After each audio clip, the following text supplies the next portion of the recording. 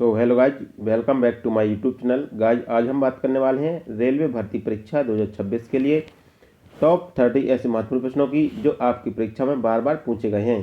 साथियों, ये सभी क्वेश्चन आपकी आगामी परीक्षा railway NTPC, railway group D, Uttar Pradesh police या एसएससी जीडी के लिए अति महत्वपूर्ण होने वाले हैं।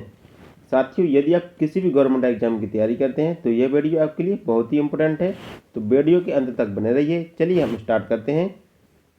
साथियों, हमारा पहला क्वेश्चन कहता है कि भारत के किस राज्य में सूर्य किरण सैन्य अभ्यास आयोजित किया जाता है। इससे पूछा गया कि जो सूर्य किरण सैन्य अभ्यास है वह कहाँ पर आयोजित किया जाता है।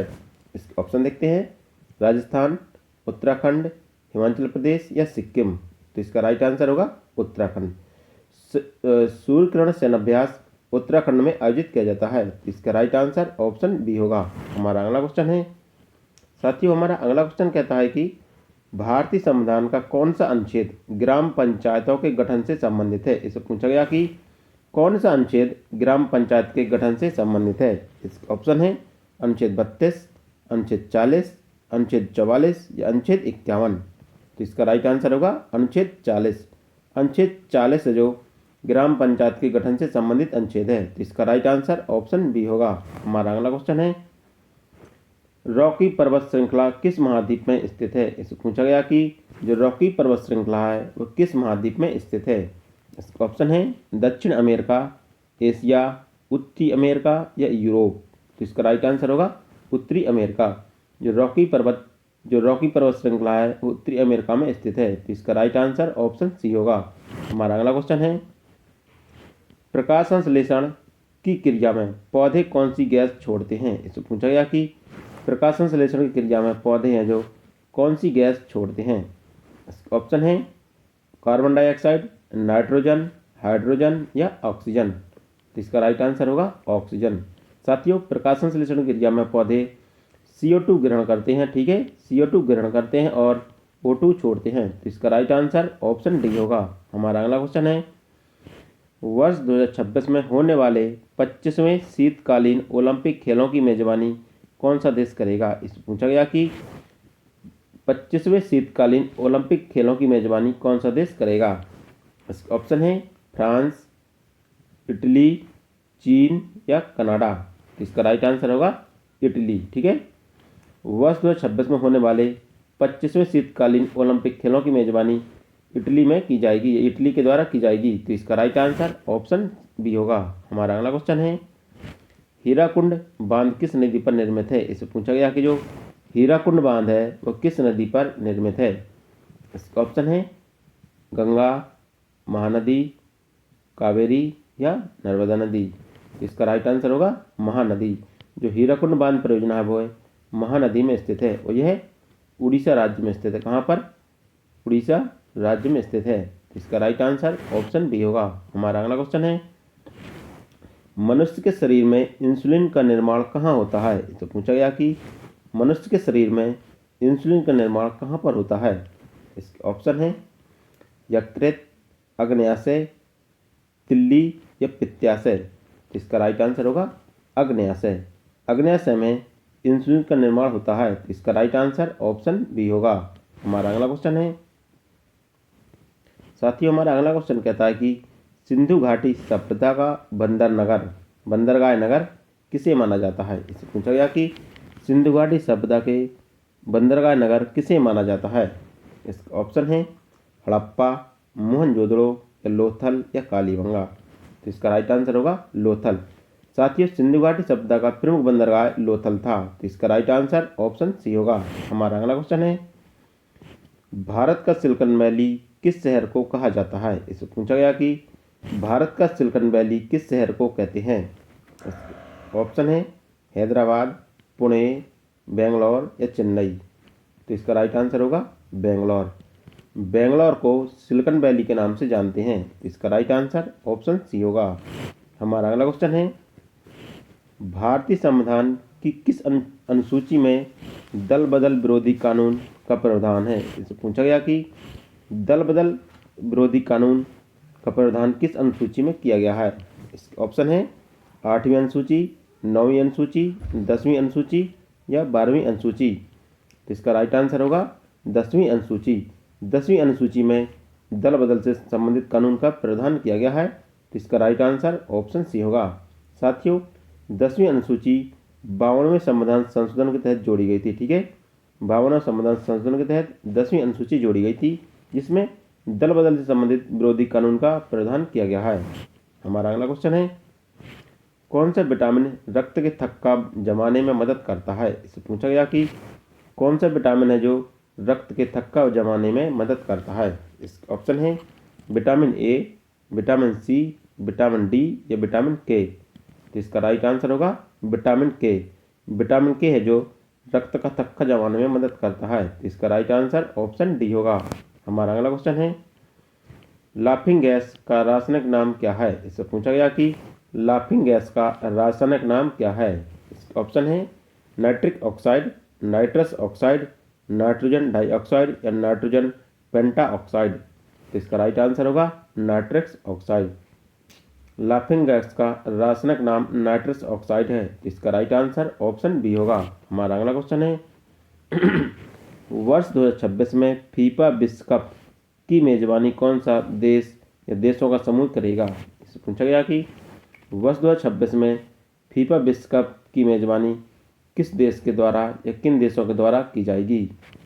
ऑप्शन है केवल कतर, अमेरिका, मेक्सिको और कनाडा, जर्मनी और फ्रांस, ब्राज़ील और अर्जेंटीना। तो इसका राइट आंसर होगा अमेरिका, मेक्सिको और कनाडा। ठीक है, वर्ष 2026 में फीफा विश्व कप की मेजबानी अमेरिका, मेक्सिको और कनाडा के द्वारा संयुक्त रूप से की जाएगी। तो इसका राइट आंसर ऑप्शन बी होगा। हमारा अगला क्वेश्चन है, भारत का पहला स्वदेशी विमान वाहक पोत कौन सा है? इससे पूछा गया कि भारत का पहला स्वदेशी विमान वाहक पोत कौन सा है। ऑप्शन है INS Vikrant, INS Vikramaditya, INS Virat या INS अरिहंत। तो इसका राइट आंसर होगा INS विक्रांत। भारत का पहला स्वदेशी विमान वाहक पोत INS विक्रांत है। तो इसका राइट आंसर ऑप्शन ए होगा। हमारा अगला क्वेश्चन है, आधुनिक आवर्त सारणी में कुल कितने समूह और आवर्त हैं? पूछा गया कि जो आधुनिक आवर्त सारणी है उसमें कुल कितने समूह और आवर्त हैं। इसका ऑप्शन है 18 समूह 7 आवर्त, 7 समूह 18 आवर्त, 16 समूह 8 आवर्त या 15 समूह 9 आवर्त। तो इसका राइट आंसर होगा 18 समूह और 7 आवर्त। आधुनिक आवर्त सारणी में 18 समूह और 7 आवर्त हैं। तो इसका राइट आंसर ऑप्शन ए होगा। हमारा अगला क्वेश्चन है, किस बल के कारण चंद्रमा पृथ्वी की ओर चारों ओर अपनी कक्षा में बना रहता है? इससे पूछा गया कि किस बल के कारण चंद्रमा पृथ्वी के चारों ओर अपनी कक्षा में बना रहता है। ऑप्शन है अपकेंद्री बल के कारण, अभिकेंद्री बल के कारण, घर्षण बल के कारण या नाभिकीय बल के कारण। तो इसका राइट आंसर होगा अभिकेंद्री बल के कारण। अभिकेंद्री बल के कारण चंद्रमा है जो पृथ्वी के चारों ओर अपनी कक्षा में बना रहता है। तो इसका राइट आंसर ऑप्शन डी होगा। हमारा अगला क्वेश्चन है, मानव शरीर की सबसे बड़ी ग्रंथि कौन सी है? इससे पूछा गया कि जो मानव शरीर की सबसे बड़ी ग्रंथि कौन सी है। इसका ऑप्शन है यकृत, थायराइड, आमाशय, थायराइड, यकृत या पीयूष ग्रंथि। तो इसका राइट आंसर होगा यकृत ग्रंथि। यकृत ग्रंथि मानव शरीर की सबसे बड़ी ग्रंथि मानी जाती है। तो इसका राइट आंसर ऑप्शन सी होगा। हमारा अगला क्वेश्चन है, भारत में रेलवे बोर्ड की पहली महिला अध्यक्ष और CEO कौन बनी है? इससे पूछा गया कि भारत में रेलवे बोर्ड की पहली महिला अध्यक्ष और CEO कौन बनी है। इसका ऑप्शन है जया वर्मा सिन्हा, सुरेखा यादव, स्मृति ईरानी या निर्मला सीतारमण। तो इसका राइट आंसर होगा जया वर्मा सिन्हा। जया वर्मा सिन्हा रेलवे बोर्ड की पहली महिला अध्यक्ष और CEO बनी है। तो इसका राइट आंसर ऑप्शन ए होगा। हमारा अगला क्वेश्चन है, 2026 में होने वाले एशियाई खेलों का आयोजन किस देश में किया जाएगा? इससे पूछा गया कि 2026 में होने वाले एशियाई खेलों का आयोजन किस देश में किया जाएगा। इसका ऑप्शन है भारत, जापान, दक्षिण कोरिया या कतर। तो इसका राइट आंसर होगा जापान। 2026 में होने वाले एशियाई खेलों का आयोजन जापान में किया जाएगा। तो इसका राइट आंसर ऑप्शन बी होगा। हमारा अगला क्वेश्चन है, भारत की पहली वंदे भारत एक्सप्रेस किन दो शहरों के बीच चलाई गई थी? इससे पूछा गया कि भारत की पहली वंदे भारत एक्सप्रेस किन दो शहरों के बीच चलाई गई थी?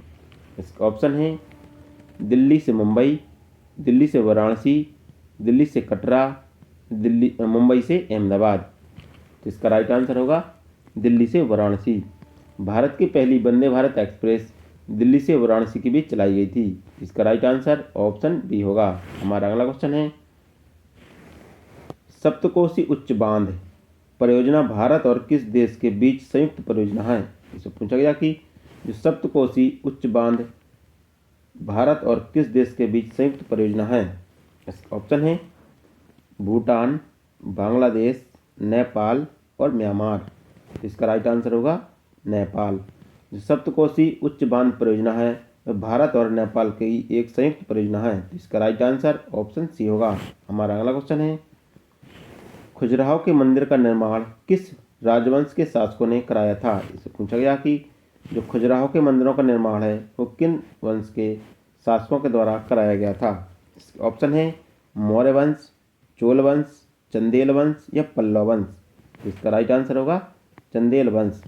खजुराहो के मंदिर का निर्माण चंदेल वंश के शासकों ने कराया था। तो इसका राइट आंसर ऑप्शन सी होगा। हमारा अगला क्वेश्चन है, सात्रिया किस राज्य का प्रसिद्ध शास्त्रीय नृत्य है? इससे पूछा गया कि जो सात्रिया है वो किस राज्य का प्रसिद्ध शास्त्रीय नृत्य है? इसका ऑप्शन है मणिपुर, असम, उड़ीसा या केरल। तो इसका राइट आंसर होगा असम। जो शास्त्रीय है वो असम का एक प्रसिद्ध शास्त्रीय नृत्य है। तो इसका राइट आंसर ऑप्शन बी होगा। हमारा अगला क्वेश्चन है, प्रसिद्ध हॉर्नबिल महोत्सव प्रतिवर्ष किस राज्य में मनाया जाता है?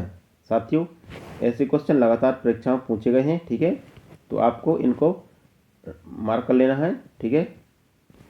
तो आपको बताना है कि हॉर्नबिल महोत्सव प्रतिवर्ष किस राज्य में मनाया जाता है।